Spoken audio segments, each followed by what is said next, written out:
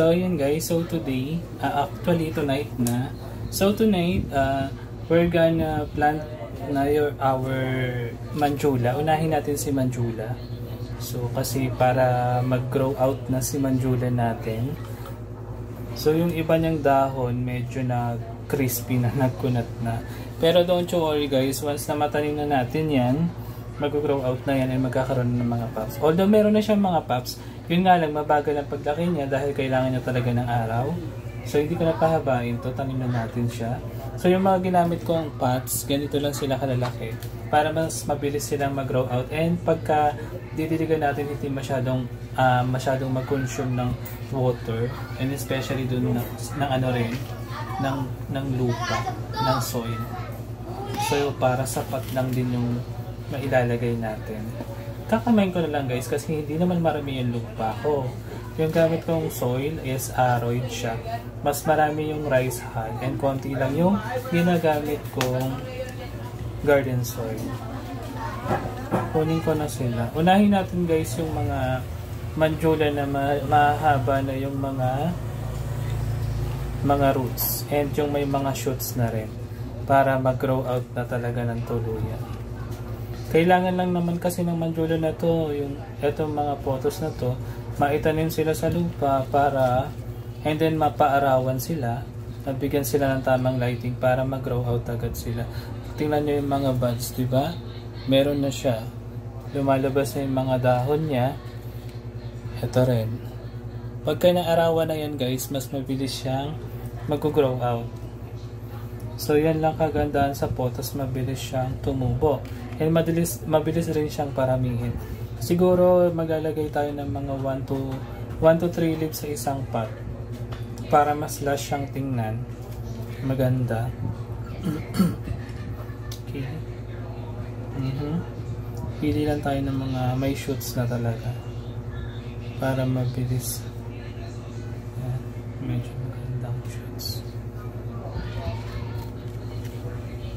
Okay. So yan, 3 leaves na siya with shoots para maganda siyang tingnan. Tsaka para hindi masyadong consumable sa ano natin guys, sa ating pots, kasi konti lang yung pots kung ganito kalalaki. Mostly yung ibang pots ko malalaki na para na kasi yun sa malalaking halaman. Pagpipili kayo ng mga pots guys or magtatanim kayo ng mga halaman, make sure na yung pots na pagtataniman nyo, kung gaano kalaki yung halaman, ganun rin kalaki yung pagtataniman ng pots. Huwag yung maliit ang halaman tapos maliit ang halaman, malaki ang pots. Kasi mahihirapan mag-ugat yung halaman natin kapag hindi sila parehas ng laki. No? Pag mas malaki ang pots, syempre pag tiniligan mo, mas matagal matuyo, lalo na kung ang halaman lalagay mo maliit. So po, ang mangyayari sa halaman natin kapag tinanim nyo sa malaking pots, then maliit ang halaman nyo, mabubulok siya. Matagal kasing matuyo eh. Actually, mga ganitong halaman, pagka-propagate mo lang sa tubig, hindi mo yan pwedeng i-direct agad sa araw. Kasi syempre, hindi pa yan stable. Pag hindi stable ang halaman, matagal bago mag-adjust, mahirapan silang mag-ugat. And syempre, mamamatay yan. Kaya kailangan lalagay mo lang muna yan sa bright indirect sunlight or dun sa shaded area lang. Basta yung naliliwanagan lang. Yan. Then pagtapos yan itanim guys, didiligan yan. Pero set aside muna natin kasi kukuha pa tayo na pwede nating itanim. Kasi yung iba rito guys, etong top cut, ilalagay ko siya dun sa sa mother plant. Yung iba dyan, ilalagay ko sa mother plant para mag-lush yung mother plant ko dun. Then yung the rest, siguro 3 ilalagay ko dun, tapos 2 piece lang ng Manjula. Yung iba nga wala pang ugat eh. Ito, wala pang mga visible roots. Kaya hindi muna yan isasama. Medyo mahirapan kasi mag-adjust yan eh. Yung may mga visible roots lang. Ito wala pa nga. Ito meron na pero ito wala pa. Ayun meron na rin. So, ito. Hindi ko alam. Paano ba? Sino ba unahin natin? Kasi, hindi pa kasi to. Siguro, iwan muna natin to guys. Kasi medyo, tayo dito. Tagilid tayo dyan eh. Iwan muna natin yung mga hindi pa masyadong nag-roots. Baka malusaw lang, masayang yung natin tanim. Then ito, paugatin ko muna. Dyan muna sila. Bago ko itanim dun sa mismong mother plant. Dyan muna sila. So set aside muna natin, may isa tayong pots ng Manjula. Next natin yung iba nating pots. Ay, iba nating variety ng photos, no? Unahin natin kasi ipapalash ko kasi yung aking mga pots dun eh. Yung nakalagay kasi dun siguro mga isa or dalawa lang. Mostly dun mga isa lang yung nakalagay. So ngayon, para dumami, yung hinarvest natin, yung siguro mga 3 piraso maglalagay ako ron para maging lush siya. Para next time pag namigay ulit tayo, mas marami tayong makat. Unahin natin yung bang unahin natin? Photos. Favorite ko talaga yung golden photos guys eh, kahit very basic lang siya, very common, very common. Kasi tingnan nyo naman, diba? Breathtaking yung mga niya, mga dahon niya. Kahit nung bata pa ako, kasi mahilig talaga ako sa halaman. When I was in my elementary grade, mahilig talaga ako sa halaman. Pag nakakita ko ng photos, sobrang bilib na bilib talaga ako sa variegation ng photos. Oo. Dati nga namitas pa ako nito dun sa may kapitbahay namin kasi dun sa may pader nila. May nakakapit na photos. Yun. Kumuha ako, pinutol ko. Then, ayun, binabad ko sa tubig, nag-grow naman siya. Yun nga lang kasi, nandun siya sa lugar na medyo dim lang yung light. So, hindi niya masyadong ma-achieve yung variegation na gusto ko. No? Na gusto kong ma-achieve para sa kanya. Pero kasi nung bata ako, hindi ko alam yung mga variegation. Ayan, nung nauso naman yung mga plantitas. Saka ko nalaman yun. So, ito, dahil top cut to, so set aside natin to, top cut kasi yan. Mostly, mabilis ang mga photos, guys. Ayan, no? Ay, yung golden photos pala, sorry. Ayan, no? Mabilis siya ayan. Diba? Napakabilis niyang magkaroon ng shoots na bago. So, ito, supposed to be, 2 na yan. Bali, 4 na nga yan. So, yan, tanim na natin yan. Tapos, yung iba, ilalagay ko dun sa paso.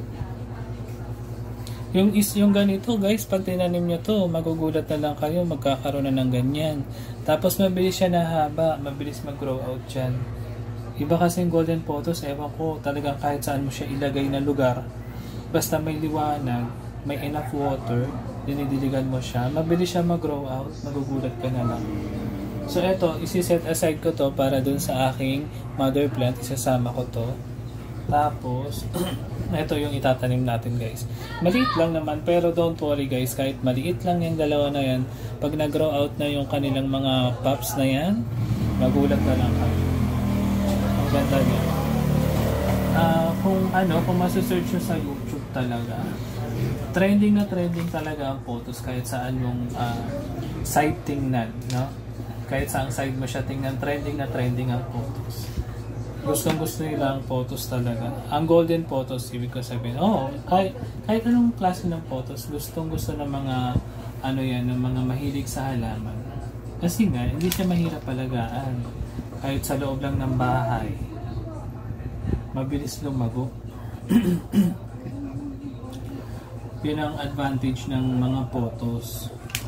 Kahit sa loob ng bahay. Basta may liwanag guys, na galing sa ilaw, okay yan sa kanila. Tapos, gusto nila humid yung environment. Mabilis yan mag-grow out. Magugulat ka na lang. So, sige, talian na natin to. Tama muna yung kwento. Para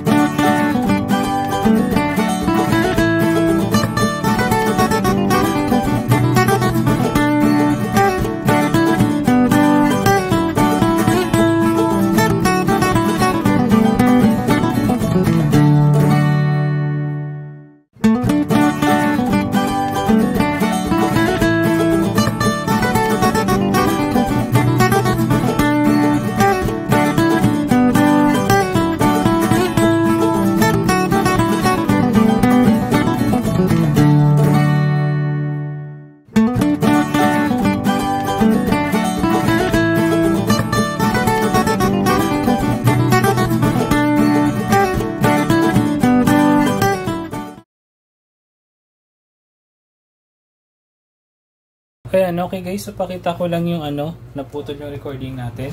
So ito na, ayan. So meron tayong tatlong neon photos. Ayan, nakatatlo tayo ng pots. Dito muna natin sila. Bali, nakatatlo tayo ng pots ng neon photos guys. Tapos sa ating Jesenia, okay? Jesenia, hindi ko maintindihan kung Jesenia. Parang hindi ito yung Jesenia, yung ata to eh. Yung aking jade photos na napitas ko sa labas na nagbabarricade siya. So jade yan. And tingin ko, ito yung green na yan. Yan yung green na yan na medyo kulubot. Yan yung Jesenia. Okay? Baligtad. So maliit yung Jesenia. Ito is jade photos to guys. Ayan, jade photos yan. Tapos ito Jesenia. May dalawa tayong pots sa Jesenia. Dalawang pots ng jade photos na nagbabarricade. Tapos sa golden photos, isa lang ang nagawa natin. Ayan. May isa tayong golden photos. Next, meron din tayo isang pot naman ng Manjula. Natatlo siya, no? So, hindi lang yan guys, Kala nyo na, tagi-isa lang yan. So, yung karamihan dito, dalawang plant sa isang pot. Ito, tatlong plant sa isang pots. Kasi hinati ko to sa isa-isang node eh. So malapad yung dahon ng Manjula guys Tapos ito yung jade photos na giant ko.